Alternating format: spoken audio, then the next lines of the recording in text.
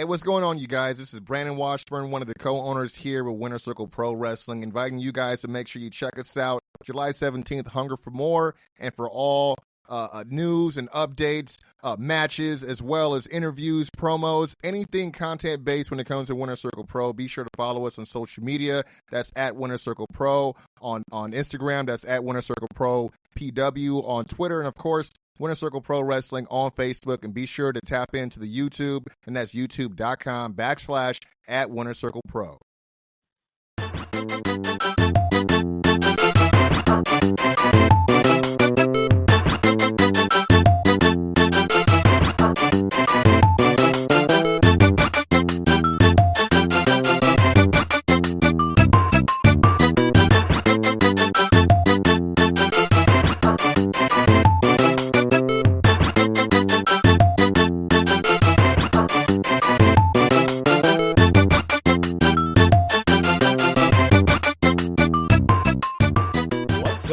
What's up?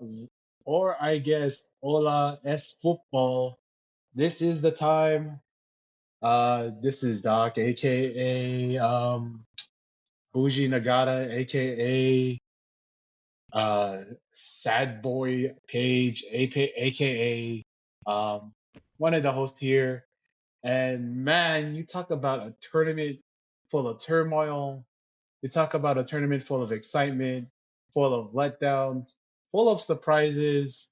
This World Cup, I don't think I've been this excited over a World Cup over the last maybe 10 years. Maybe that's the last one I was really excited about. Maybe maybe 2006. Maybe that's the last one I was really hyped about. But this year has been incredible. And I have a couple of people here with me, and I'm going to go ahead and I'm going to let them introduce yourselves. So go ahead, guys. Or I guess I'll introduce you. We got Arturo here. What's up, Arturo? Hey, yes, we're going to talk about the World Cup. We'll talk a little bit about that. We'll talk about a couple other things too. Yeah, we have the official fourth stooge of this. What's up, Tay? Yeah, what's up, guys? I was waiting on Arturo because he's the senior to me, so I thought he was going first. Hey, and he was a hit last time on the review show, even though the review show was all about wrestling, but we had some football talk on there. I have sports writer. He just graduated with his degree in sports journalism from U of H. Welcome back to the show, Sean Paul. What's up, Sean? Hello, England. Tuchel, we thought you were different from Southgate. Turns out that was a big lie. What's the chat numbers? What's the chat? No, see, it's what is it? What is it? One World Cup, two World Wars. Well, that's a chant for Germany. In this particular case, the chant is, I'm going to channel my Irish. It's it's never coming home, boys. Never ever coming home. But yeah, God love it. England is a very interesting side because, and I was talking about it to someone, it's I kind of felt that they were the worst team in the last three matches, right? I think they played very smart tactically in both the Mexico. I think the Mexico game, they had the benefit of, I think Mexico played a really dumb game for most of it. I think the Norway game was a game of inches where they had a plan, they executed it, and they were lucky that Haaland didn't make them pay for it. Haaland can close, but Haaland can't always beat you. I think the issue with that is the Norway team isn't as good as Holland, and that's kind of obvious. And then they ran into Argentina, and they tried the same kind of plan, and that just was not going to work against Argentina. And we can talk a little bit more about tactics about that, but it's England's very, as we were talking before, I was talking to Sean, and I was saying that it reminded me of Chelsea and Arsenal 10 years ago, right? So England's a team that just plays defense and plays counter ball, right? And then they will try, once they get that lead, they're perfectly fine. They're very Newcastle. They're perfectly fine with a 1-0 victory, right? And I think the tactics that they used in this game were not the smartest, but I understood why they got there, right? I just never felt like they were going to beat Argentina in this game. At no time did I feel like this game was not getting out of hand, particularly like when they let Argentina just park. And like, if you look at the numbers, I think in the second half was something like 8 or 9 Argentina shots on goal to like 1 for England. So it's like, it was like, even like at the end when Argentina had the edge and Argentina kind of parked the bus, like England couldn't muster a shot on goal because Argentina was really good at. The thing that Argentina did really well in that game is like they never gave England set shots, right? And a team like England relies on counters and set plays, right? Because they got a bunch of big, tall dudes that can play, and they play in the English league, and there's a lot of set shot reliance. So that really didn't happen. They had one corner the entire game, and they had the one that didn't get called out. But like, it was a very much of the game where like their tactics ran into a team that just their tactics were just not going to work against, right? And again, I do think they got lucky in the Mexico game because Mexico, we were talking about this before, Mexico was doing the thing that like the tiny teams do, which is they think they're playing, Mexico thinks they're playing still other CONCACAF teams, right? North American teams. And they can do set plays and do this stuff, but they're actually playing a European team. So if you start doing crosses, these tall English defenders, right, are like on average like 2, 3, 4 inches taller than you, are going to be able to head the ball out, and you're not going to be able to get the ball down.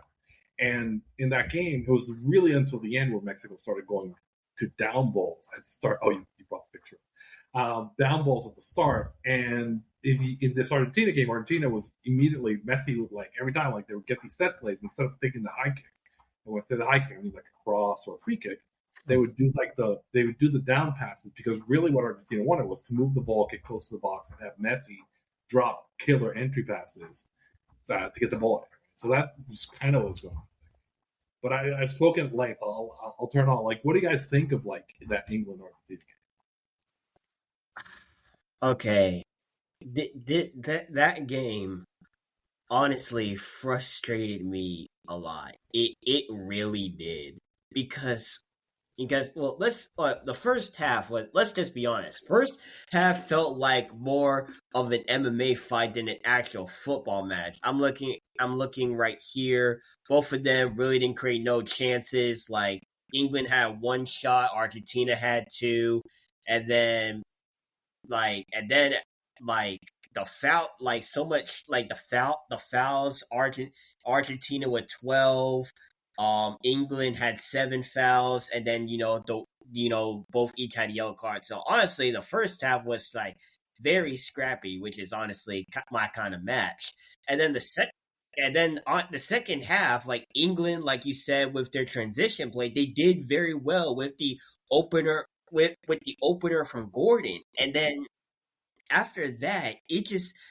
I don't know what Tuchel was thinking. He just decided to, okay, we got our goal. Now we're just going to sit back for the entire match.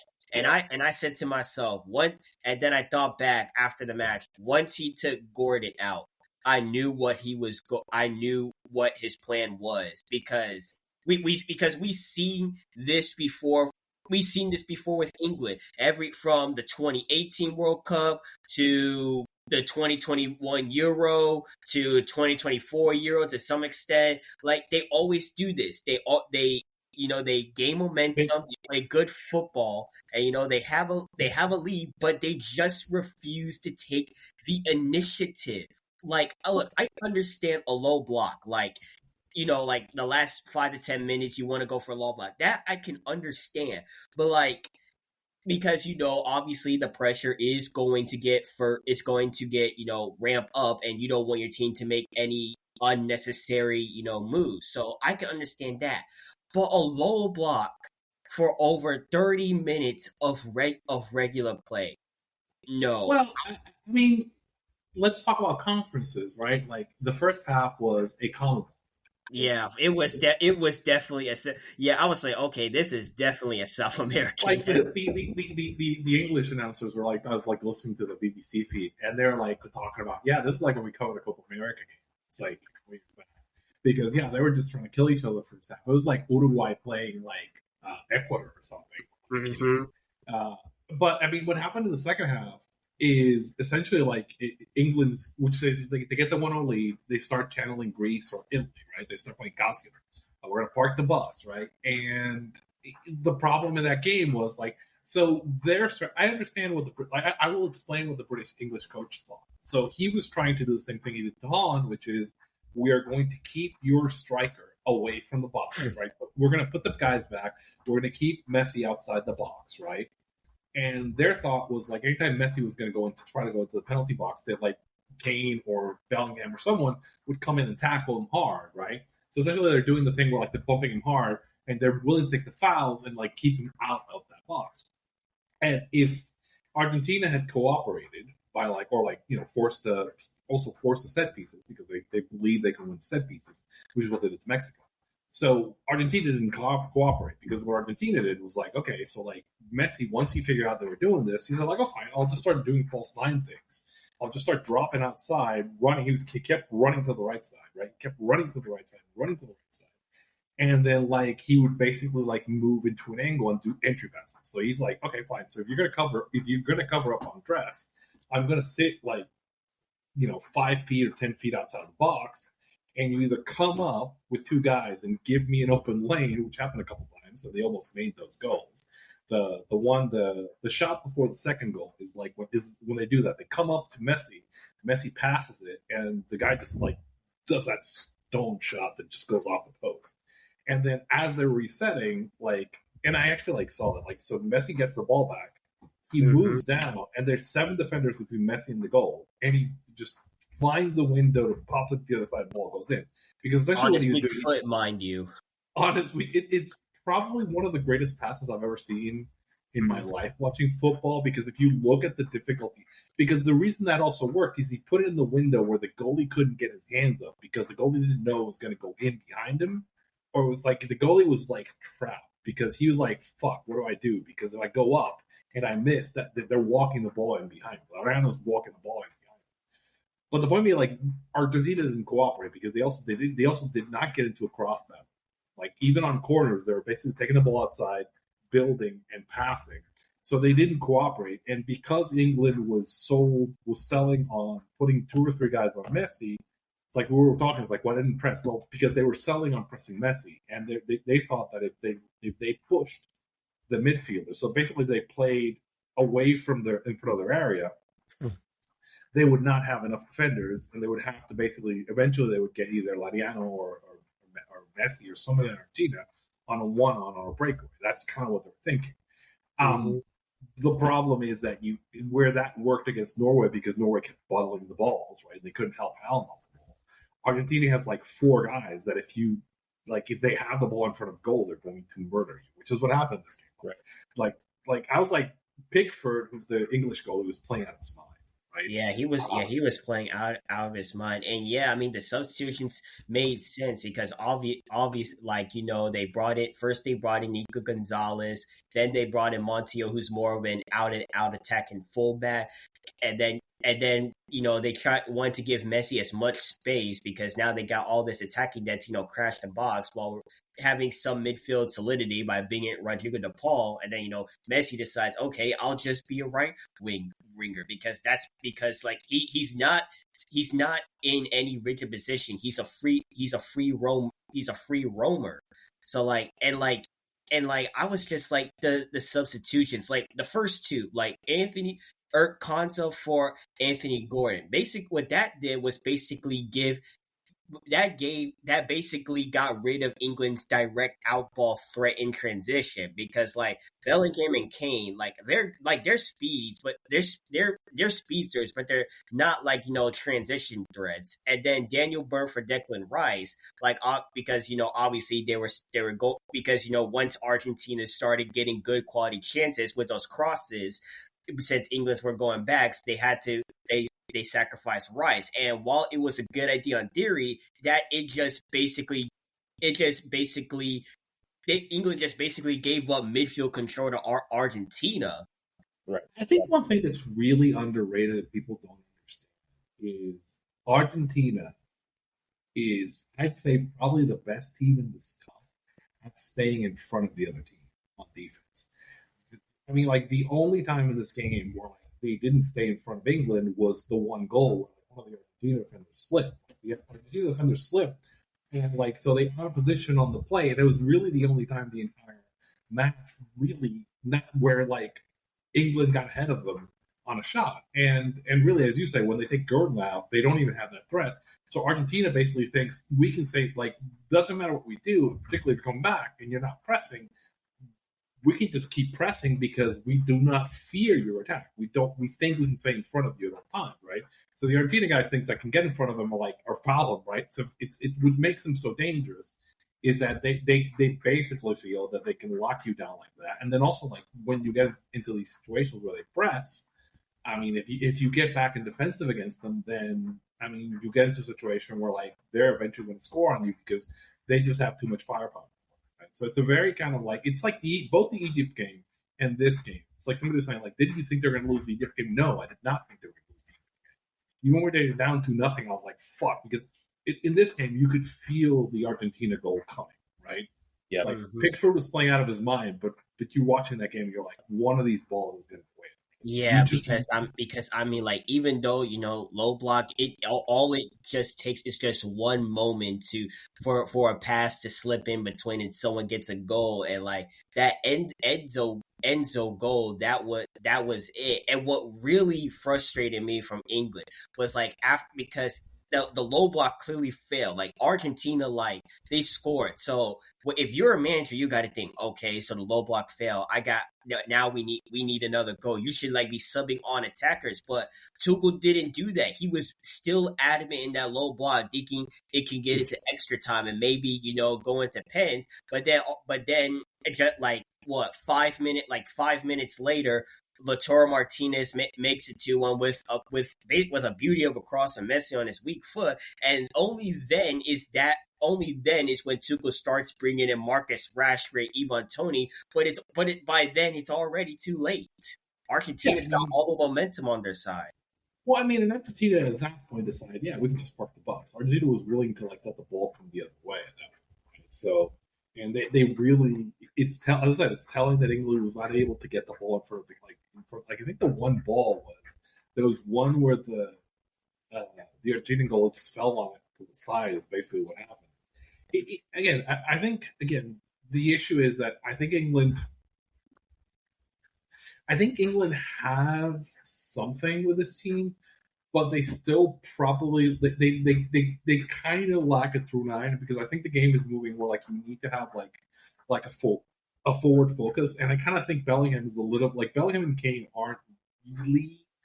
I mean, Kane is more Kane. Like he can do the 4, but he's also like part playmaker as well. Who wants to drop deep. And like looking at that, I mean, like looking at the squad, I mean, like most of Ollie Watkins, Madueke, Saka, like maybe Ivan Toney, but he didn't get a lot of minutes. So it's. But they could have used the U.S. as striker. Mm-hmm. Who people don't know, he's an Arsenal product and a London. I forget his last name right now. He's an Arsenal guy, academy guy. Who's also he was born in England, but he qualified to play for England in the U.S. But really, he was a much more pure kind of striker. Again, the problem for him was he was playing in the U.S. and that team was just not up to his. I think this looked really good. But I mean, I think the game's kind of evolving where like you have to have that like talismanic player up front kind of managing it because of the way like possessions kind of evolved. Because essentially now people are doing more what England was doing, which is like doing more man marking, doing more chaos to kind of do that. And then essentially you need somebody who's doing what Messi was doing, which is essentially who's moving the game around. And really kind of the difference between this game and the Norway game is also I don't think Holland was comfortable or wasn't set up to manage the game like Messi did it. Like so Holland is not going to like do the sidestep and create chaos like Messi was doing. Mm-hmm. Messi, like it was a masterclass because again, like he said, okay, I'm just going to become the playmaker, and really, but again, also it's because that Argentina team is built in such a way that like he can and he has like killer striker, like killer attacking power, right? It's kind of like a really interesting game. Now we can talk about the other game, which was Spain beating France, and I think that one was a little bit more. I mean, Spain's. Again, the two. I would argue that Argentina and Spain are probably like the two best defensive sides.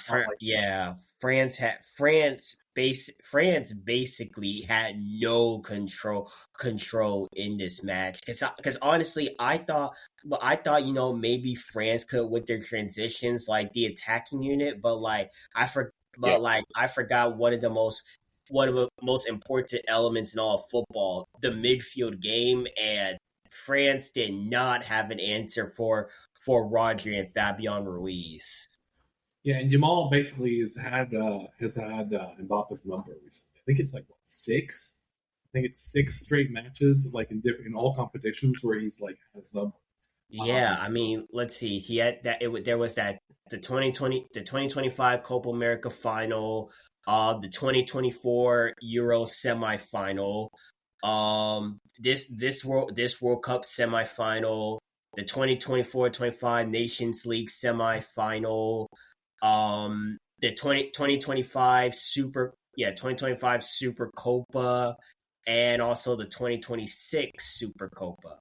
So effectively, the Spain team is a better version of the English concept of defense. This is a very Atletico side, right? If you know what I mean. Like, the Spain team is when Atletico had like the really great teams or had like the really great defenses, but they also have like midfield control, obviously, because this is Spanish, like tiki-taka, possession ball, kind of like what you call it, murder ball, basically. Like, so it's like, yeah, they just keep the ball and keep the ball and keep the ball.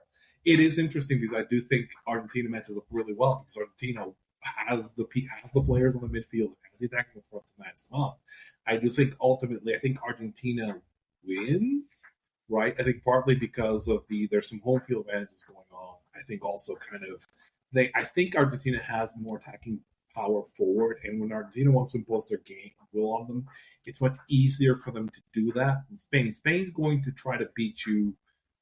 You know, they're going to win you, like it is, again, tiki-taka ball. They're going to build possession, and move the ball forward, and grind until they get their goal. I do think, again, like the difference with Argentina is Argentina does have that chaos kind of ability to like make the breaks and like get that. So it is an interesting matchup though, right? I do think that like I'd say the two best teams won, even though like both these teams like was up the line like Cape Verde was able to hold both these teams to a draw after 90 minutes. It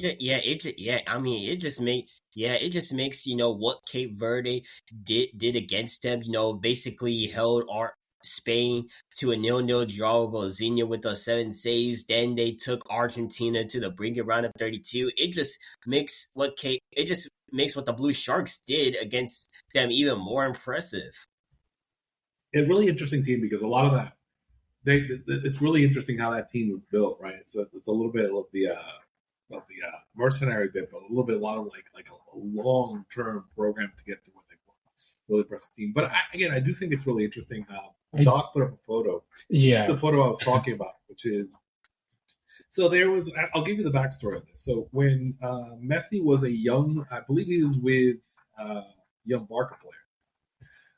He did a calendar with and the players would do these calendars for charity with area babies, and so there's these set of pictures with it's Messi giving a bath and holding Lamine Yamal, who is the best player in Spain on this team, and this is like when he was a baby, right? So there's these picture set of Messi with it, like he's holding Lamine Yamal, and we were joking that this is like long-term storytelling.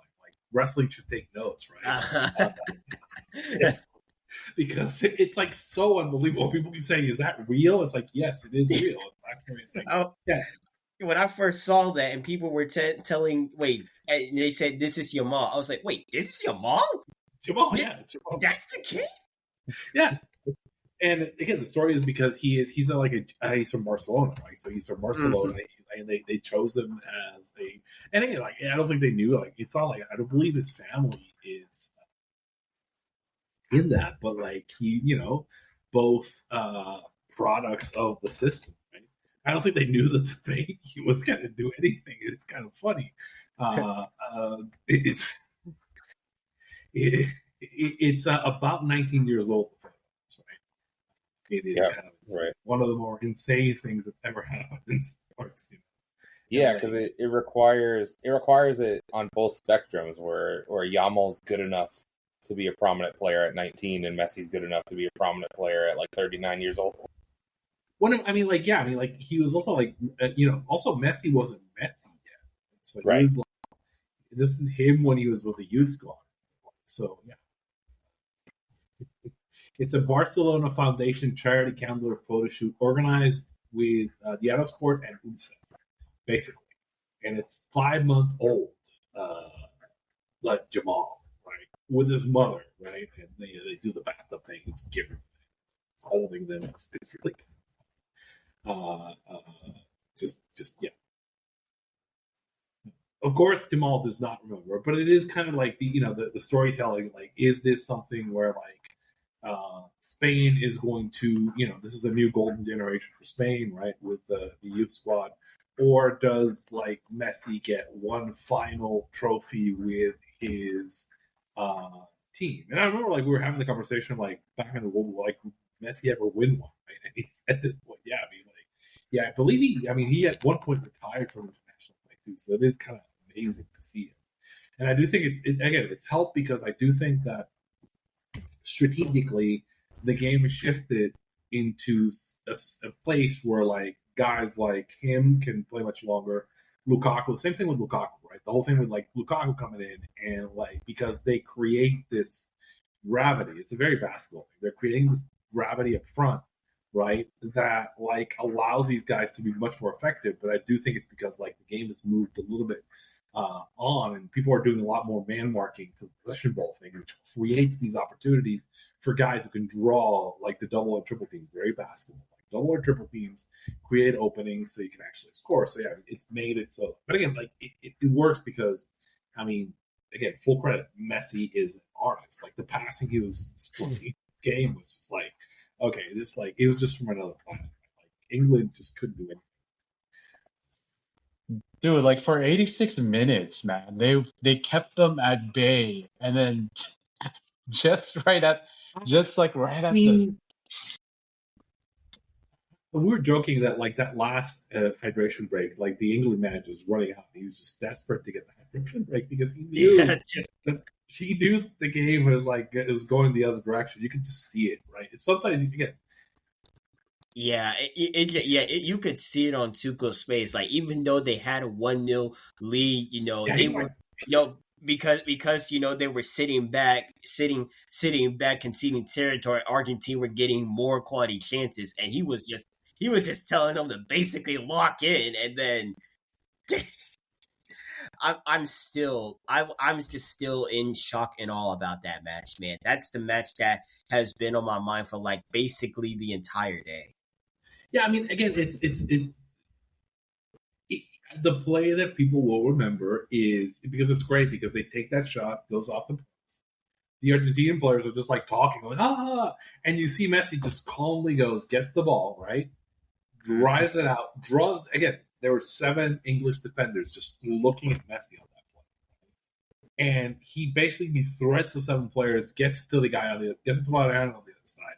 And the ball, and like it's like there was like maybe like a 12-inch window for that ball, and like it's just like, and as you said, he hit it with his right foot, which is not it's his weak foot, not his like strong foot. And I was like, wait a minute, Messi's passing from his right foot. I was like, oh my.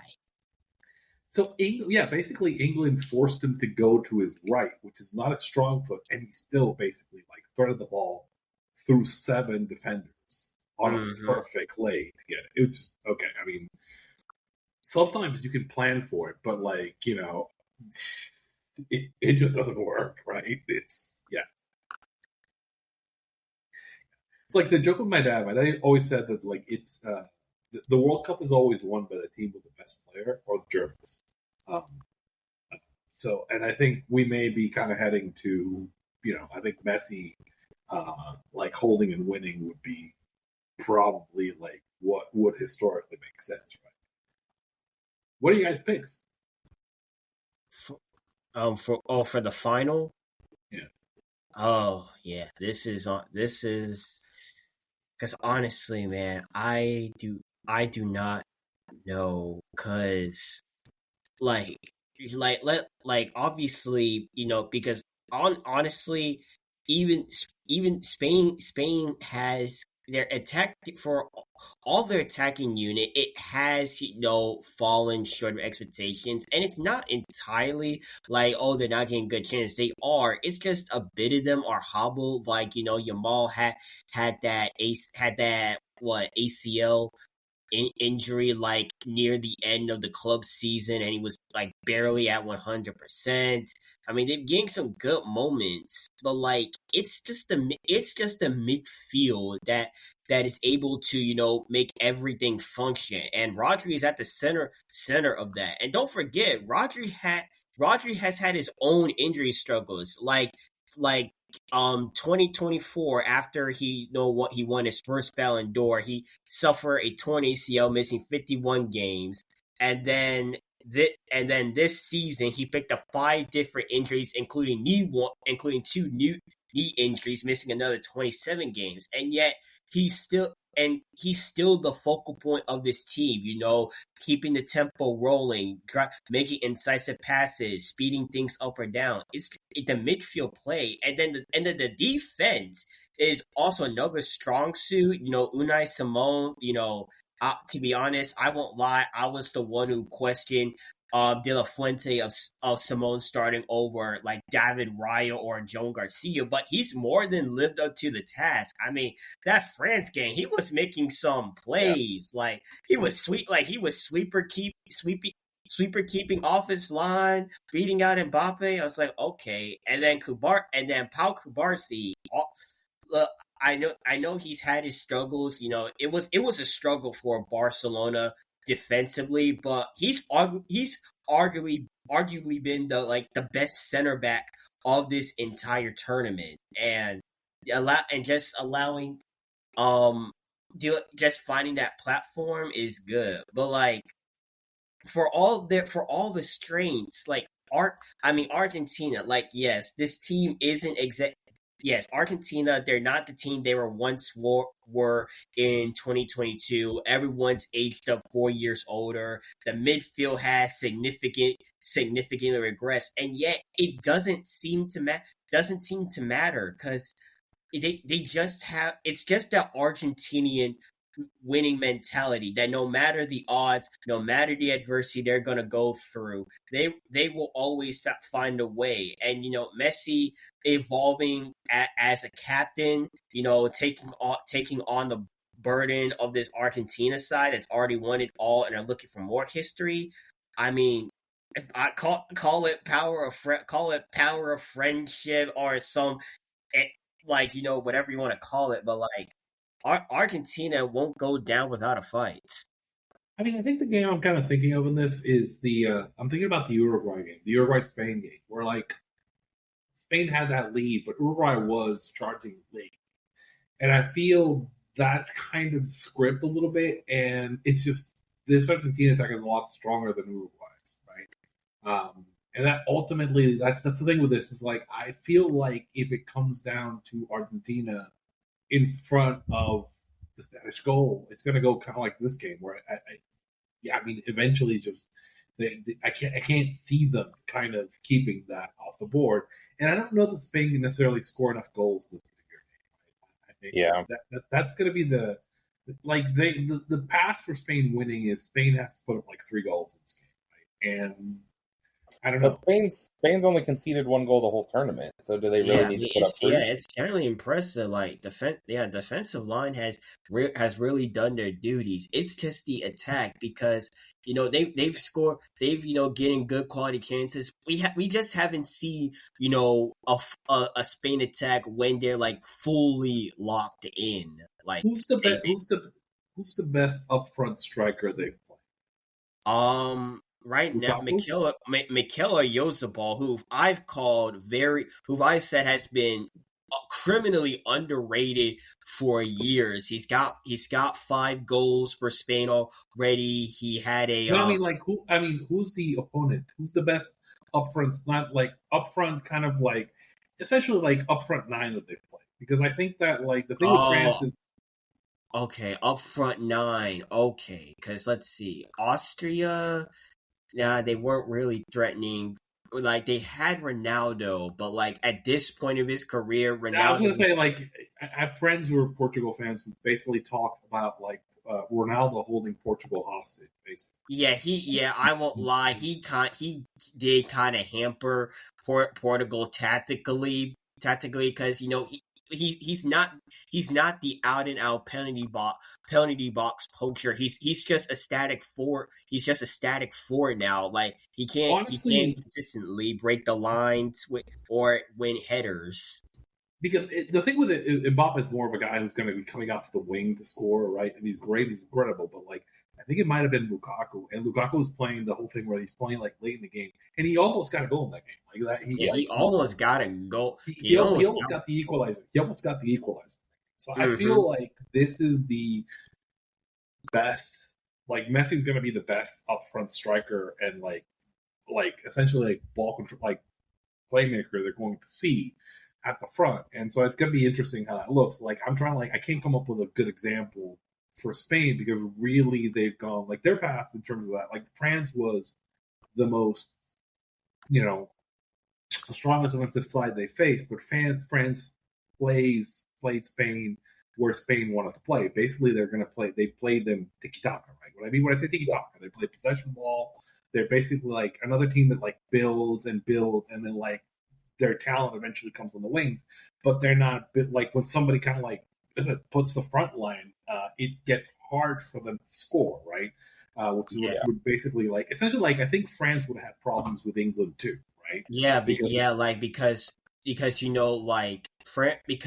one thing you do not want to do against this France team is to be reactive, because being reactive, it gives them a lot of space to set up their chances. They can out dribble you on the wings and get in between, use their pace to get in between the lines. So against this French attack, you got to be in their face like 24/7, and that is what Spain did to basically near perfection right there. Yeah, I mean, I agree with that. I mean, I think probably I would have been really interested to see somebody like Norway against Spain, because that would have given us like a good kind of measure of how it looks like. Again, I think ultimately the game matchup favors Argentina, because again, I think that like is there a different style from Argentina's seen. And I don't feel like Argentina is going to have problems staying in front of Spain when they're kind of attacking. And we know, we were talking about this, like Argentina has no problem playing cover ball, right? So like Spain's going to try to play the possession ball. Argentina is going to be doing dirty tackles and like throwing elbows and they're going to be pushing people in the back. They're going to do everything possible to disrupt it because again, that's what Argentina is just going to play cover ball, and that's kind of. And they like I was like I'm watching this one play, and England was trying to build on the attack, and so England basically is going up front. They're trying to do the pass. They do pass to the side, and as they're doing the break, Argentina immediately falls into the offside trap. And what I mean the offside trap is they're in the box, and all the Argentina defenders as a wave kind of all moved up 5 feet, right? So the two guys that were on the breakaway immediately were off sides, and so England had to step back. I was watching like. And then and then they like two of the Argentina guys basically like just hit the guy, and I was like, okay, and I was like, yeah, this is the most common ball thing. Like they're just like they will be willing to turn it into a mud fight, and because the way Spain builds, which is again they build by progression, they keep building the attack and keep pressing on the possession. I do think Argentina has a skill set to kind of like turn it into like a mud fight, and I think if it comes to a mud fight, then essentially you're looking at like a play up front, and I think that favors Argentina. This is why I'm kind of like, I mean, I think it's close. I just feel like Argentina feels to me like they're the stronger side. Right? That's just kind of it. Tay, what do you think? Yeah, I'm kind of torn. I think both you guys are making good points, and to me, it kind of ultimately just comes down to like what's more real, kind of, because Argentina just feels like this kind of team of destiny. This is their third final out of the last 4 World Cups. So, like, they're kind of meant to be here. But then Spain has just conceded the 1 goal, like I said, the whole tournament. And it's been an interesting tournament with the expansion. like Arturo was saying, who Spain really faced. So that's kind of every team is like, there was no group of death.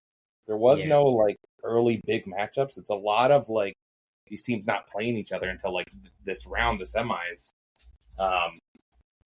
So no one's really had the test. So it is hard to say. I think I'm slightly leaning Spain just because of the defense and I'm like leaning. What's the tiebreaker ultimately? Is it the best player? Is it the better defense? So I think it's a 1-score game, and I think it's either 1-0 or 2-1. But but whoever scores first is really gonna loom large. I agree. Whoever strikes first in this match, it's really going to tell who's gonna control this match from start to finish. Because honestly, both these teams, like I just don't know. France is cool and calmness in possession, and then Argentina, they're just able to strike. They strike in an instant, so it's going to be a very interesting clash of styles right here. It's interesting to say, like the only common ball team that Spain played was Uruguay, and stylistically they played. I do think part of you're talking about the expanded format. I think part of like the whole thing was like Argentina struggling with Egypt, but here's the thing: all the African teams, like they always outplay the coverage in every international tournament across time, right? So I do think Egypt was better than people kind of like rated them. I do think they were like a really good team. I never thought they were going to win that game, but I do think there was no problem with them being competitive or Morocco being competitive or like Cape Verde being competitive because these are all like really good teams, right? Well, teams. Like, and I think that kind of throws people because they don't expect it. But like, no, these African teams are like really solid, particularly when they travel. I gotta say, Spain's defense has been extremely impressive this tournament. However, I am Filipino. I cannot cheer for Spain. So my brother Bachor, my brother Ahmad Graps, brother, man, hermano, we're in this together. Viva Argentina! Let's go. Yeah, we can't have Spain. We can't have Spain winning the in the Americas. That just can't happen. Yes, like we can't have it. It's like even if it is Argentina, we can't have the Spaniards win. Just can't happen. I think. I mean, I just quickly checked, but I think if Argentina does pull it off, they'll only be the third team ever to go back to back. It's Italy, Brazil, and Argentina. Italy in 1934 and 38, and Brazil 1958 to 62. Although 62, Pele got injured in the second game of the group stage, so he had to miss the rest of the tournament, which led to the legend of Garrincha. So it didn't even matter. It's a really kind of interesting thing. We're in an interesting place with the World Cup because I do think a lot of traditional powers are having a moment in terms of like not being as good. Like Brazil's having issues, Germany's having issues. Italy did not even make the dance, right? Yeah, basically like you said, like the transition in power. Usually, you usually had the big powerhouses. The 1-2 rule. You had Brazil, you had Germany, you had the Netherlands, and and all these, they're just going through transitions. Brazil is still trying to find their identity under Ancelotti. Germany, for all the, they just had like a revival after 2 disastrous World Cups. I mean, they had a good Euros in 2024, and I thought they could possibly extend it to the World Cup, but then they got knocked out by Paraguay on pens, and then another. Again, this is why I think it's interesting that Spain really hasn't. They only played Uruguay, and because here's the thing: these CONMEBOL sides generally, historically, give these European sides fits, particularly when they're playing in because the Spanish, it's essentially like it's like playing Newcastle, right? Mm-hmm. It's like you're like your Man City or you're like one of these like English powerhouses, and you go in to play fucking Newcastle, and Newcastle basically like bugs you. And this is exactly what a team like Paraguay or Uruguay will do. These CONMEBOL teams will come out. They're just going to be willing to play in the slop. It's a Copa America game. We're gonna play physical. Yeah, right? the And we're gonna like Spain cannot win in America. They just can't. And you heard you heard all of the talking points here. So whether you're going on FanDuel, on Fanatics, on DraftKings, on Kalshi Bets, on Polymarket, on Prize Picks, wherever you're gonna spend your credits, you know, it's always a good time to listen to the roundball rock rap. It's always a good time to check out what Arturo's posting. It's always a good It's always a good choice to listen to us here at Roundball Rock Rap because we never lead you astray. We give you all of the kind of information points that you need, all the data points that you need. But remember, it's for entertainment purposes only. I just gotta say that for entertainment purposes only. We do not we do not endorse gambling or betting in any way, but it sure is fun. I mean, I don't gamble, but yeah. I mean, I don't know if I don't endorse it.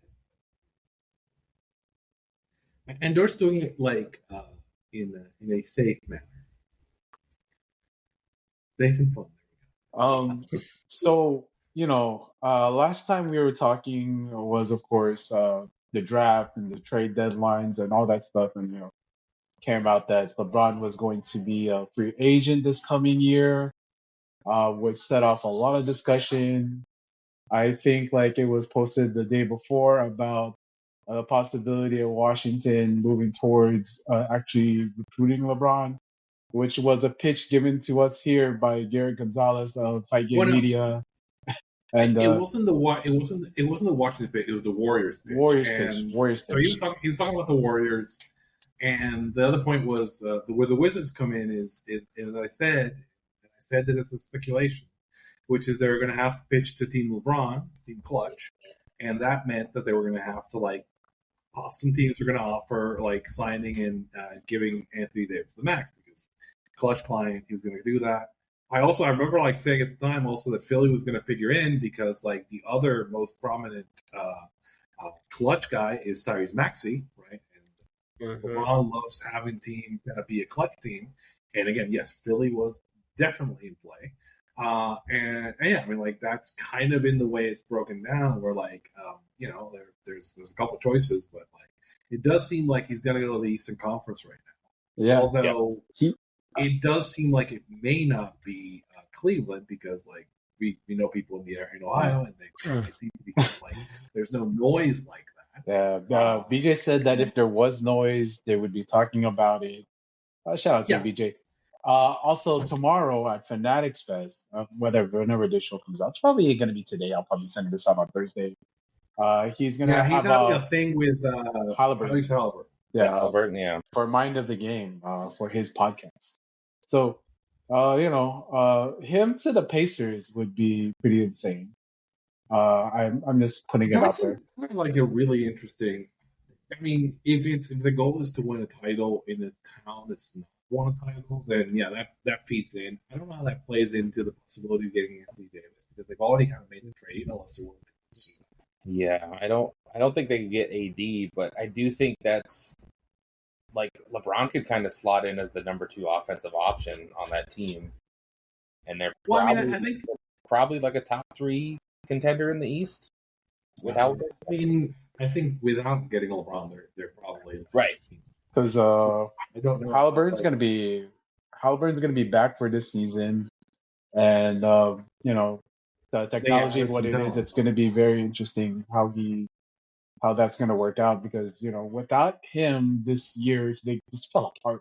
So I am very interested to see how it. Well, I mean, it's very much they just didn't try too hard this year. Yeah. They want to get some stuff together. I mean, I think again. The thing with it is so he wants to be an OA. promote LeBron. And I think whatever the pitch is, it has to pitch to clutch, right? And it has to pitch to LeBron Inc. And they're probably, maybe if there's something in terms of like some ownership after he like retires and whatnot, although apparently that's illegal now, certainly didn't seem to be like the whole Kawhi thing. Certainly didn't seem to be when he was like making a movie. Not mad about that at all. Anyway. I do think it's interesting. I do think it's less interesting than it would be. I do think LeBron is a piece that can help a team in the playoffs a little bit, but his impact is going to be limited because what was the line I saw somebody? He's like 80% of LeBron, 60% of LeBron. And it is kind of tricky because it reminds me of like when Shaq was on the Celtics for like through sickos who remember.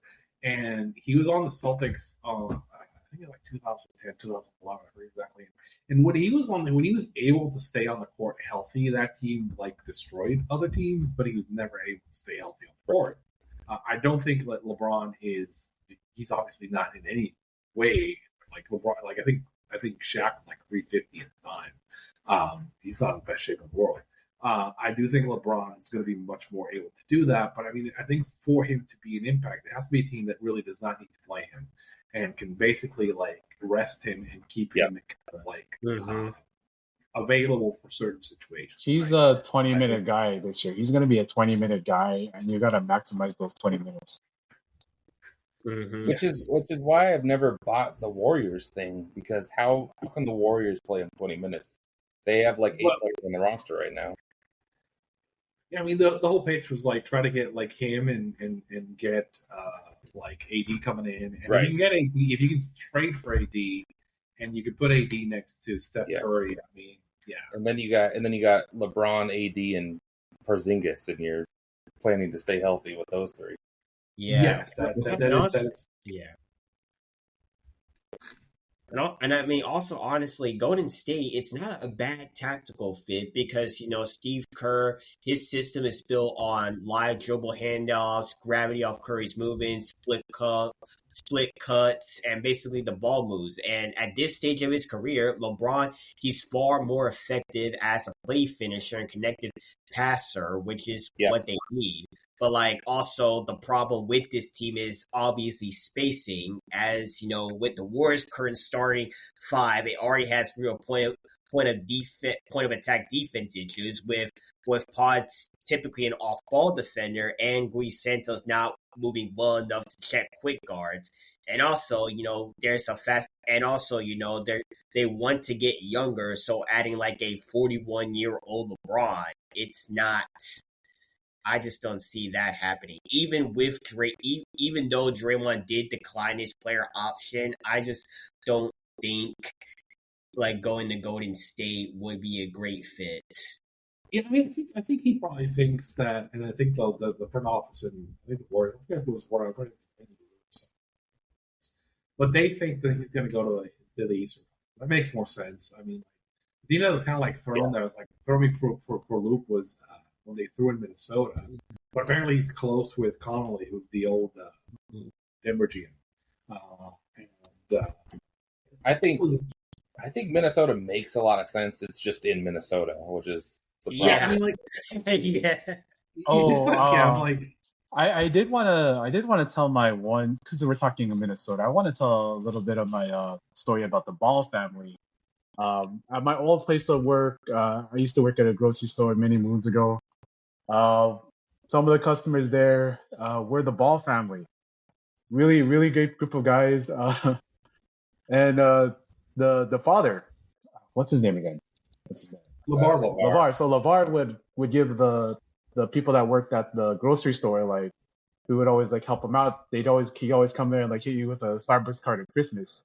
So he would always hit me up with a Starbucks card at Christmas and be like, "Hey, yo, Larry, have you seen my boys play yet? They're damn good." And I was like, and because they actually went to they actually went to the same high school as one of my little cousins. So I would from time to time see him at the game and "Hey, Larry, what's up, man?" I like it's. I just want to say that like pretty cool family to me personally. Always like them.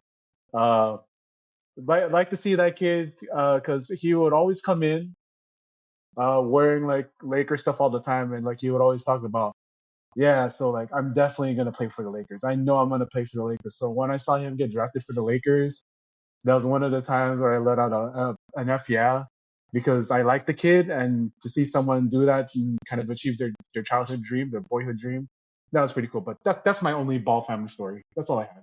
I have more, but that's more personal. So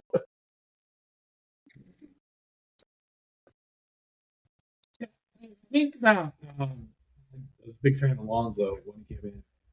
It's pity he's had his ankle issues, but I always thought he was like a really good player. He's never been able to stay on the court, but when he has, he's been extremely good. LaMelo is really good. I think it's the old the story about LaMelo not getting drafted by the Warriors. I do think that like this is going to be a really interesting fit for that team. I think they got better.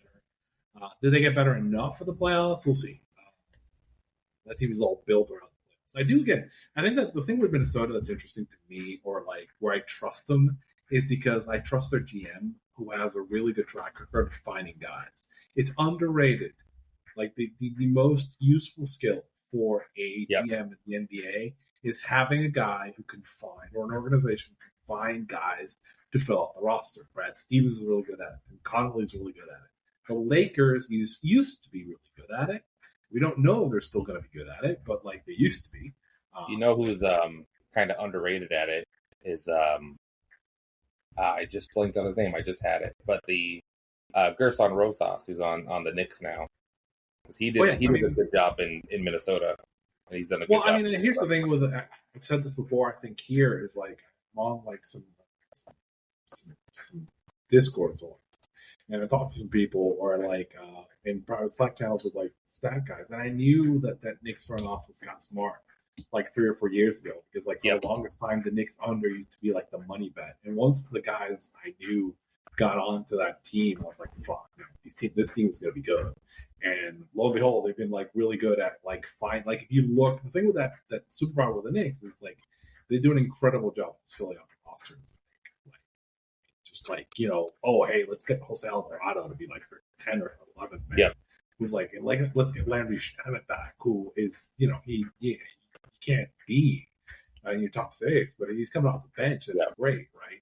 And I think that's like they're good at the NBA scouting, and they're good at the like college scouting because Rosas and his team was who found Naz Reid, and then I mean I think whoever that young center is on the Knicks now, I'm blanking on his name. They found that guy too, so they're good at both sides of it. Anthony Downs, you mean? No, I was thinking, is it Total? Whoever Yeah. I mean, I think here's the thing. One thing that's really interesting. And it's been shown to me this offseason, is people don't really understand the hard cap, right? Right, yep. Like, essentially what the NBA did was the NBA implemented a hard cap. And the reason they did it, right, is because what used to happen was that, like, Sean, let's say you and I sign you for a contract, and I'm going to pay you $15 million, right, on the contract. Mm-hmm. So that's $15 million. But because of the way the cap used to work, if people sign money over the cap or sign more agents than they could on the cap, that $50 million that you're getting could be worth $12 million once we get to that, because your money gets the value because we're sending more money than we legally should be able to the top guys. Mm-hmm. So that the NBA union and the executive committee of the union, and like negotiating committee, negotiated a brand new CBA with a hard cap, right? Notably, Jaylen Brown is the second longest standing member of the NBA Players Association Executive Committee, and he was on the negotiating committee for the new CBA. Right, so Jaylen was part of negotiating that new hard cap. And what that new hard cap is, if you've ever played video games with like a team mode, right? If you ever played NBA 2K, we're like a dynasty mode. What this means is like essentially, you cannot go over the cap, because if you go over the cap, more like 2 years, you start losing assets and the ability to do things. You basically can't do shit. So what you have to do is essentially say, okay, if I've got $25 million in a player who's 30, right, 35 or 31, and I'm going to need to give him like a 25 or 30% like boost and a max extension. Well, does he justify that, or should I just like kick the can down, trade him for parts because I can get more value on the roster for those parts because I can't spend more than like $165 million, right? So essentially, like this is what you do when you're doing like NFL 2K or when you're doing NBA 2K, or like where basically you're like you have to like move. Yeah, I love this player, but I can't keep him because I need to move him for other parts. And essentially, this is what the card cap does: is it forces teams to say, hey, we can only keep these guys, and I got to move this for either other players or picks so I can fill out the roster with lower priced players that produce, right? But where the players were bitching about this was like, oh, because now we can't stay in the city for my entire career. Right. But I'm like, and one of the players put that out, I think it was Jeff Hart, and I replied to him online and said, like, dude, do you understand how a hard cap works, right? It's like if you put in a hard cap, like teams, they have no choice. They have to move you. They can only keep a couple guys because the CBA, essentially the way you can get the money is the other teams are the teams that have the money. So that means you're going to have to go to the shitty market if you want to get paid because that's the only way you can get paid because Team A can't pay you. The Knicks can't pay everybody. The Lakers can't pay everybody, right? Even if they wanted to, they can't, right? They have to kind of abide by the CBA. So I mean, I think teams don't really, like a lot of fans don't really understand that. I think it's a different philosophy, but they kind of move to the NFL model where they want parity, right? And the context of the Jaylen Brown trade, right? It's like I was saying something like, look, the context is even though they like Jaylen, they probably would have kept him if they didn't have a hard cap.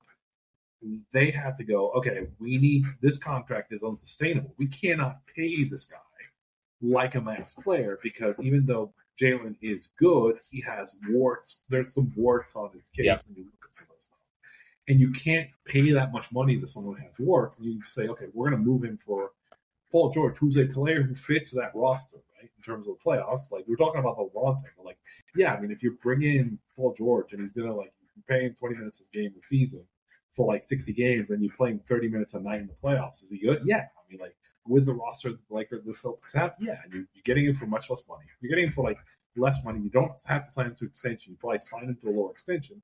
And you get a bunch of extra assets you can use to sign other players. It's very much the Al Horford model for it. Right.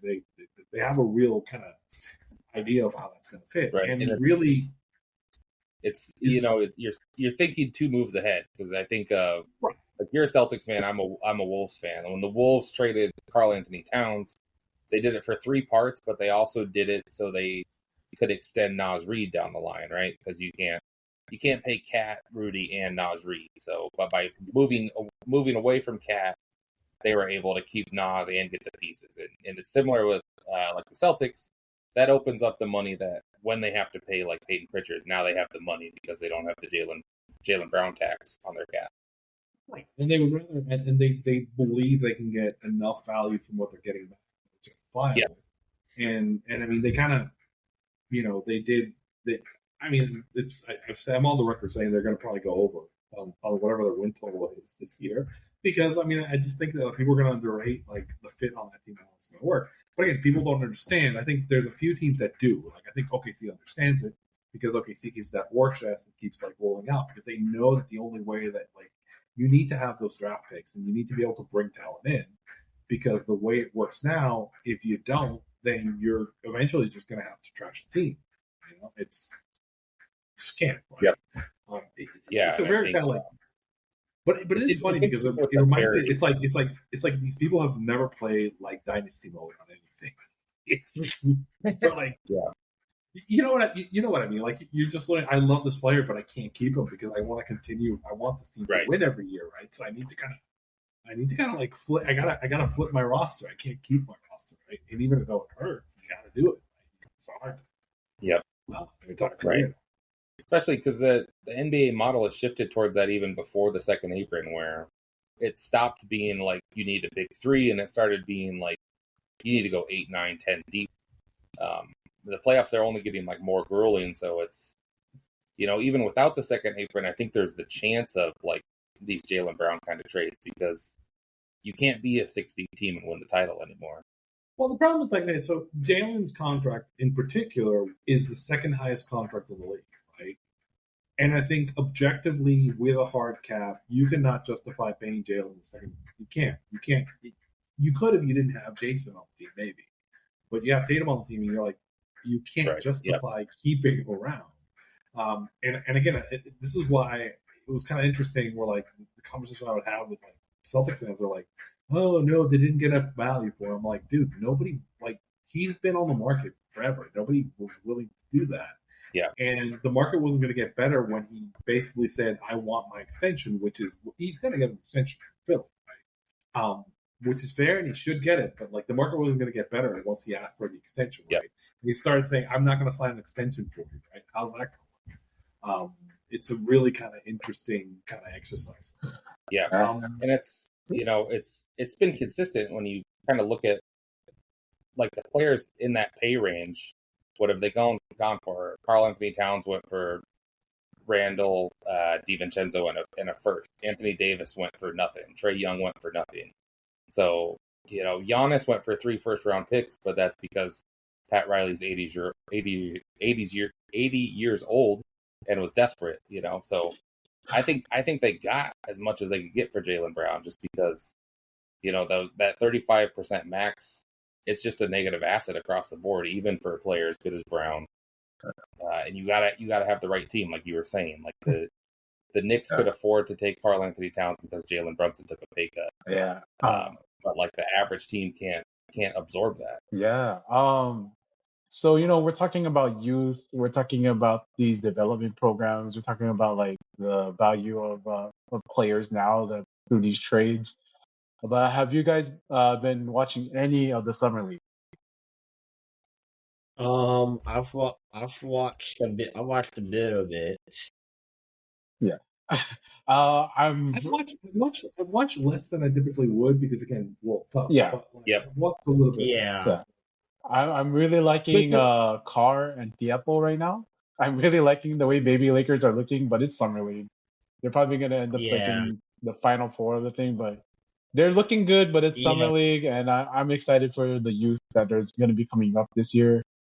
So my word with the Lakers, and I said this, and I thought this earlier, is like I think that I forget is it Jimmy? I forget the Jimmy's brother, who's running the G League South Bay Lakers.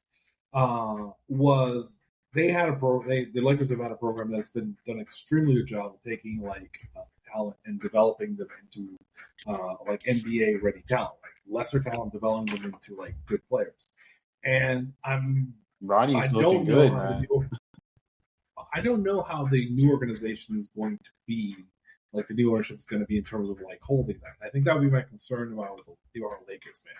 Are they still going to be as good as producing guys like Reeves or producing guys that can pay? Guys that are starters on champion teams on other teams. Lakers have been really good at that, and I don't know if they're going to continue to be as good at that. I think that's the thing that how is the continuity going to be for that organization? Right? Because, and I mentioned this, having teams that do that, that can kind of fill out the roster with guys who are productive and useful NBA players is it's a skill. Right? I think, and you can kind of think on top of your head the teams that are really good at it's these guys that wind up on other teams, right? Yeah. And they're coming from second rounders or even undrafted free agents, right? And I'm curious to see how that goes. And again, I respect a lot of the guys who are on the staff, and I mean around that G League team and also around kind of the staff of the Lakers. I forget they had a really good skills coach, and I forget his name, but they've had a good organization, and I'm wondering if that's going to hold now that the Bus family isn't older. Yeah. But yeah, man, I think for my purposes, I think we covered what I like to talk about. But I know Sean and Tay, you follow all other kinds of sports. Is there any really big news happening right now outside of what we talked about, the World Cup, some of this offseason NBA? I mean, well, let's see. You know, MLB had the All-Star game. Jordan Walker of the St. Louis Cardinals broke Philadelphia hard, stealing the home run derby title away from Kyle Schwarber, deep in enemy territory. Oh yeah. Yeah, You know, and then also Oh, go ahead. and also, the ESPY awards the ESPYS were tonight, and these are some of the award winners. So, best male athlete Jalen Brunson, best women's athlete Aja Wilson, best breakthrough athlete Alyssa Liu, best comeback athlete Christian McCaffrey, best male college athlete Fernando Mendoza, best female college athlete Lauren Betts. Best team, the New York Knicks. Best championship performance, Jalen Brunson. Best athlete with a disability, Declan Farmer. Best play, OG Anunoby's tip in to win Game 4 of the NBA Finals versus the Spurs. Best record-breaking performance, Myles Garrett breaking the NFL season sack record.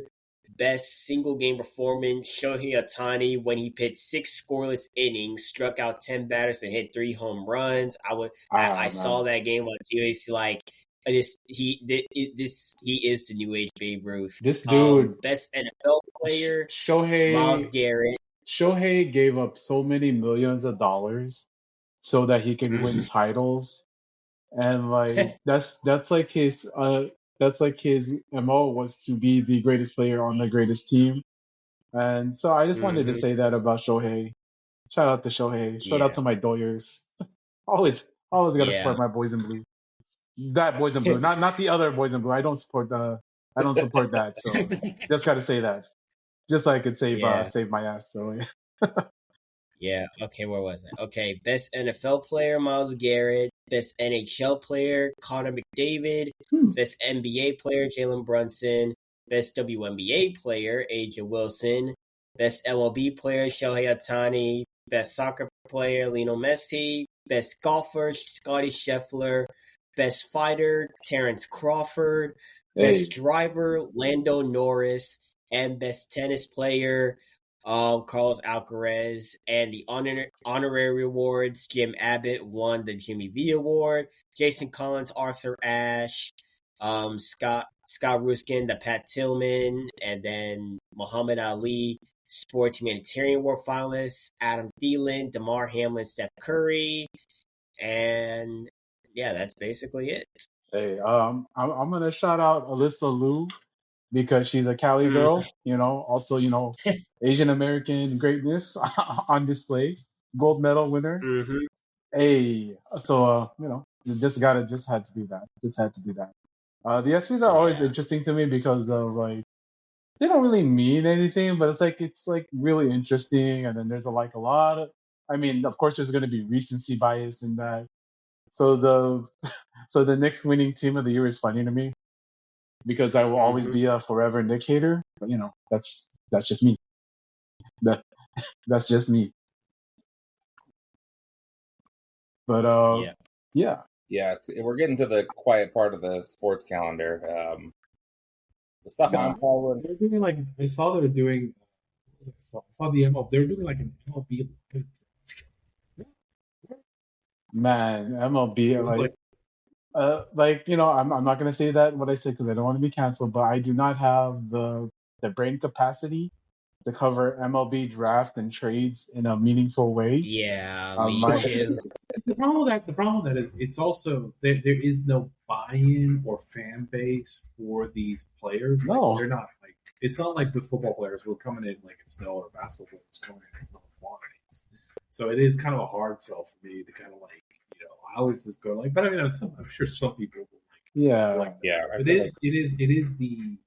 I mean, we got a little bit with the World Cup this year, which kind of extended the sports calendar a little bit past like the NBA finals, and then I think what the next big thing is probably the WNBA playoffs, and we get like the early season tournaments in soccer. So the other things coming out, and other than that, like July is kind of it's like Death Valley for sports right now, man. We're lucky we have the World Cup.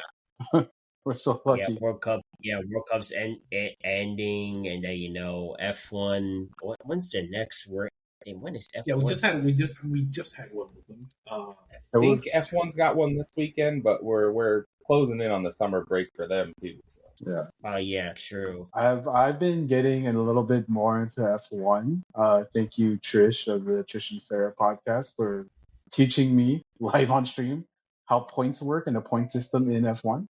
Also, thank you to Brad Pitt for teaching me how that works in that movie. So, yeah, guys, I want to thank all of you for joining us here on Roundball Rock Rap. You heard us give our previews and our picks for the World Cup final this coming Sunday. Saturday, I believe, is the third place game. We gave Yep. our picks for the World Cup final, but did we get? I don't think we gave our picks for the third place game. So it's Yeah. gonna be. I mean, to be fair, like nobody really cares about a third place game, but I'll just say it's for the France, degenerate gamblers, man. Yeah. For the degenerates out there. I feel like England's going to win that one. Yeah. I just feel like it's a good matchup. But yeah, it's how hard are they going to go? Is it like a dead duck game? Because it does feel like England. Yeah, expect a lot of subs playing in I feel this. I feel like England's going to fire the coach. That noise is kind of starting. It's very English kind of thing to fire the coach after one of these. Who is the? Whereas again, wasn't there a player that smacked the Argentinian player like after the game? Was I just imagining that, or did that happen? Because I think I saw that on my. The thing that happened was like Argentina brought out the Falklands or the Maldivas, so Argentina, so the sign about the Falklands, which got like the FIFA guys upset about it. It is kind of like, it is a funny thing. It is a very Argentinian thing to like have an anti-colonial thing that's not really true, because effectively the thing with the Falklands they were never really colonized by the Spaniards, and really it was the English that colonized them. So and everyone who lives there is English. So it's not like, it's a weird kind of situation where like don't make me side with the English, but but again, very Argentinian, of course. Like it's like if I would hope it was anybody else but Argentina, but like we can't have Spain win. Yeah, that's the thing of all the LatAm countries. Argentina is like the worst one to like say anti-colonialism with, because it is what it is. But I want to thank the three of you for joining us. I want to thank Sean for joining us here for the first time on Roundball Rock Rap, which is like awesome. You're awesome, man. I love having you here. It's always great to see like someone from Gen Z like represent and prove that like not everybody is too cool for school, you know. But I want like man, like, so Tay knows this because he's one of the guys. Like, what I like to do here with this channel is sort of like find guys who I like to talk to and like sort of build up on that talent. And Tay is one of those guys that I love being on all the time. And you're definitely reaching more of that. And I'm gonna go a little bit into plug and chill mode. But you're going to hear everybody here because in the next couple of weeks, we are going to enter into the 30 years of the J Crown. That's right. We're talking about the Super Juniors of the 1990s. You know, your Jushin Thunder Ligers, your Great Sasuke's, your Ultimo Dragons, your Dean Malenkos, your Eddie Guerreros. We're going to talk all of them and the trilogy of tournaments and all that led up to the 8 belts that formed the J Crown, from the Super J Cup 94, Super J Cup 95, Skydiving Jays, the World Peace Festival, all the little stories that you weren't thinking about. Well, they're going to happen, and you're going to learn about them on this show, as I have a whole host of people that are coming on to, tell the story of the juniors of that era. And, it's me, Arturo, and JML giving another history lesson. But you are definitely going throughout the series. You are going to hear Sean Paul here. You're going to hear Taylor here on there, call some matches, and there are going to be some great matches that they called. And, you're going to learn a lot about what went into these tournaments, what went into all these like different companies. And we're talking about New Japan Pro Wrestling, We're talking about World Championship Pro Wrestling. We're talking about Wrestling and Romance. We're talking about FMW. We're talking about Michinoku Pro. We're talking about CMLL. We're talking about Triple A. That's right. CMLL and Triple A working together in New Japan. What? Wow. What? Wait, We're talking about. so Triple A's simultaneously working with WWE and also AEW through CM. Okay, this is. We're talking about This is the honestly New Japan. Yeah, it's really interesting. We have a lot of guests here. I'm about to release a special preview for it on Saturday for some of our guests. And, you've heard them here on the show from guys like Jim Valley of Wrestling Observer, with guys like Roy Lucier, guys like Ultra Taro, me and Sean's good friend Kev. Great guy to have here. Southern California Pro Wrestling legend. Him and his cousin Super Dragon got inspired to wrestle by watching the Super J Cup. So, and they were both in attendance for the World Peace Festival, which Arturo and I kind of sort of like devised, like, is this where all this negotiation happened to really do like the J Crown tournament? Yeah, we delve into all of this on this sort of journey.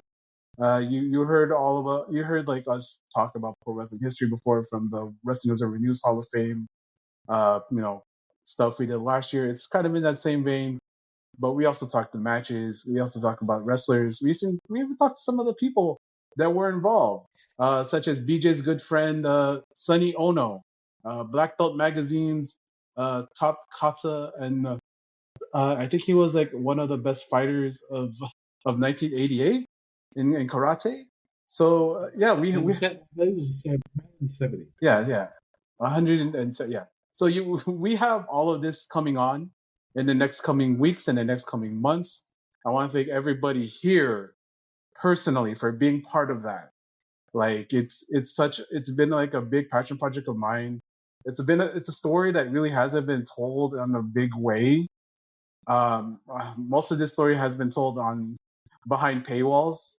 But I wanted to start with a bang, because this is going to be something that we're going to be doing here as we're taking journeys through pro wrestling history. And yeah, besides that, I have that coming up. You could also listen to the Commentary Booth, which is my favorite podcast on here, hosted by Excellent podcast. Oh man, hosted by Wooster, D, Persephone, Lauren, and Jane. Just an awesome group of people to get on the show.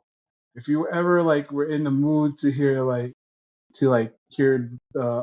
a nice fun group of people, like just have a easy calm conversation about pro wrestling without any of the preconceived notions, because they watch it like a TV show instead of watching it with like politics, the backstage politics bro in mind. It's a pretty good thing to listen to. Also, if you're into art and artists, and movies and film, because it's always good to expand your horizons. And it's all here. We talk about everything on this podcasting channel, and I wanted to do that with you. And I wanted to thank all three of you for joining me for all those different podcasts that we do, from the prescription to SMES to this upcoming journey. And of course, my favorite podcast of all of them is Roundball Rock Rap, because it's where we get to talk sports, and I love sports, and I also love playing with money sometimes. Maybe I do, maybe I don't. But this is the best place to come for that. And yeah, so Sean, Taylor, where can people find you guys if they wanted to follow you guys? You can follow me on Facebook at Sean Paul. You can follow me on Twitter at Forza SPG. That's capital F and lowercase ORZA SPG, all capitalized. You can also follow me, and you can also follow me on Insta at Elphantasmo underscore SPG, all lowercase. Awesome. Yeah, and when you get those write-ups done, and you get that World Cup write-out. When Larry tweets this out, link your stuff too, because I want to read it. Yeah. You can find me on all social. Well, before I do my plugs, I was chatting with Doc a little bit, and he was saying, "What's rounder than a sumo?" So while we're still on Roundball Rock, let me do a couple quick sumo shout outs, because we're in the July Basho right now. We're four nights through of the 15 nights. This is typically like an anti-white boy podcast network, but shout out to the Ukrainian white boys who are 7-1 right now. Shishi's 4-0, and Anonishi he is 3-1. Hey man, I love Ao Nishiki. He's great, man. He's awesome. He's awesome, he's man. good. Just this big beast of a man. That dude's awesome, man. He's a little tank, yeah. Yeah. Kirishima is making a Yokozuna bid. He's 4-0 right now. He's looking great. So it's looking good for him right now. Shout out to Fujinokawa, who's 2-2, but his 2 wins are over both Yokozunas. Damn. So that's cool. And then Wakaka No Show is the other 4-0 wrestler right now. So we're almost a third of the way through. So a lot of sumo left, but wanted to do a quick little minute on sumo on the sports podcast. You can find me on all socials at TayKZ, TayKZY. I'm kind of soured on wrestling, but it still may be KZ time here at Kobe World in next week. So still rooting for my guy, even if I'm not following along as closely anymore. Main socials are Twitter and YouTube. I've been doing some YouTube videos. I want to do something sumo. I haven't figured out exactly what I'm going to do for Sumo Talk, but if you're looking to dive into sumo, the July Bash is going right now, and I might put out some content here in the next week or so. Yeah, man. Follow him for that. I love sumo so much. I love combat sports. Sometimes I bring up like MMA. Sometimes I bring up boxing. There's a couple of big. Speaking of combat, Conor McGregor, if you're listening to this, please hang it up, please. Yes. I have no. So okay, you know what? Fuck it. I have no sympathy for Conor McGregor. No, none at all. Not for him either. I have no love in my heart for Conor McGregor. That guy. I was so happy to see him lose in the way that he did. Not because like whatever, but because it's funny. But like I would have rather see my boy Max Holloway like just because I was thinking he was gonna just destroy him. And just wailed on him. Then the news comes out after. Now I'm gonna talk about this. So the news comes out like apparently he was injured beforehand and some people knew, including the odds makers in Las Vegas. That's why they changed so much. They didn't really change during that week, that night of. So if you had bet on Max, you won a lot more money because the odds were still huge on McGregor going in. And that's becoming like a big kind of like fiasco right now. It's not good. It's not good. But it's just something that. Go ahead. The problem is that he has 2 fights on his deal. And he owed UFC 2 fights. Couldn't get out. He doesn't give a shit. And he just wants to finish out his contract with UFC, and he wants to go off and do his own thing. He's got his own thing he wants to do, where he can just like do like kind of like celebrity boxing shit. Yeah, he wants to go to because like the MVP fights with Jake Paul. Yeah, that's like the one thing that they're kind of pushing onto him, and I think they're probably going to try to give him like the hardest fights they can give him in lightweight, because that's one of the hardest divisions that you can be put in. So, I mean, if it was me and if I was really booking there, I just do the Paddy Pimblett fight as soon as I can. So, which is I think he's only got one more. But I think the point being that like I mean, Vegas knowing that a player is hurt or boxers are is pretty regular across the board across history. So, yeah, like, it's not. there's a big heavyweight boxing match coming up like in about a week or two. No, next week. I know you're a big boxing guy. I know you're a boxing guy because Arturo Baricua. But we have Prenga versus Joshua. This is of course Joshua coming back after that huge accident he was in. I think was that earlier this year or last year? But it's not that big of a fight because they wanted to do the next Fury fight again. But it's an interesting fight. Joshua should pretty much win this, but styles make fights. Prenga's a pretty good fighter. This is something that I'll probably have a passing interest in it and watching it, but I'm pretty much I'm locked in on the Basho for the summer. Watch the Basho if you really want to see some good graps. Like if you want to see real graps, watch Sumo. It's the best. It's really fun and it's really easy to get into because the matches are short, so it's really fun. So if you get the highlight videos, it's just like all action. Yeah. But Arturo, if people wanted to follow you and see your models and just your quips of the week, where can they do that? Just follow me on Twitter, American Numbers, and yeah, keep posting, and hopefully it's entertaining for people. Yeah, and obviously on here as well. Yeah, it's never going home, England. It's never going home. It's never ever going home. Never going home. So God, man, I'm so mad. My G1 pick is my G1, my Chris Sampson G1 picks. They all got blown up because of the. I had Shota winning. I had Shota I had Shota in the finals losing, but I had him in the finals. I'm like, guys. Oh I showed my polarity. I have it's Zach, Callum, Take, Suji. Last 4 IWGP champions.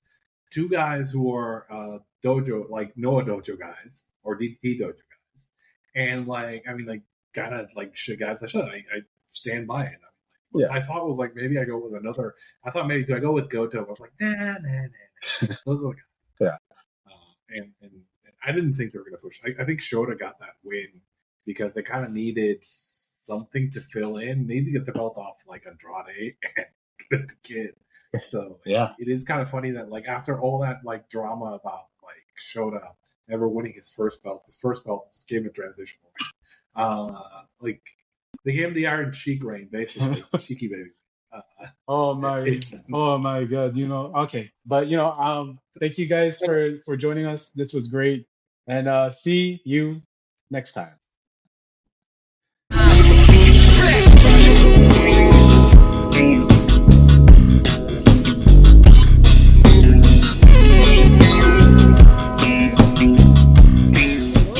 Hey guys, so I have with me here Tom Fleming, comic book artist, cover artist, comic book trading card artist. You may have seen his work on Heavy Metal. You might have seen his work on Marvel and DC Comics. You might have seen his work on wrestlers such as Razor Ramon. Tom, great to have you here. Well, thank you. It's great to be here. So you're going to be at an event at the end of July, right? Yep. GalaxyCon Raleigh. It's been my staple show. It's my closest show that I do to where I live in Wilmington, North Carolina, and I look forward to it every year, and they take really good care of us. Absolutely. What can people look for on that show that you're going to bring? So at that show, that's one of my, that's my full setup. I have everything from my framed G Clay canvases to prints on photo luster paper, my full line of superhero, Marvel, DC, and fantasy art.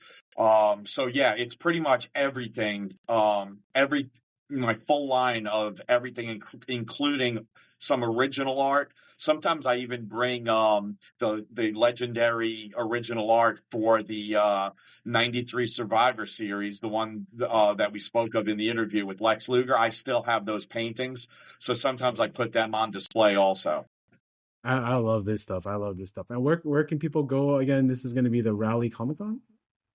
Yeah, this is GalaxyCon Raleigh. Right. And if they're all over social media.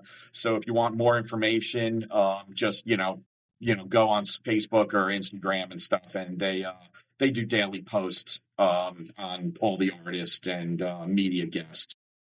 Okay. And if people wanted to follow you and like see your art, where can people do that? Okay, the TomFlemingArtwork.com is the website. Tom Fleming Art on Facebook, or Tom Fleming, but you would have to send me a friend request. And then on Instagram, it would be Tom Fleming Art on Instagram, and then I have my Etsy and eBay stores with my full line of prints.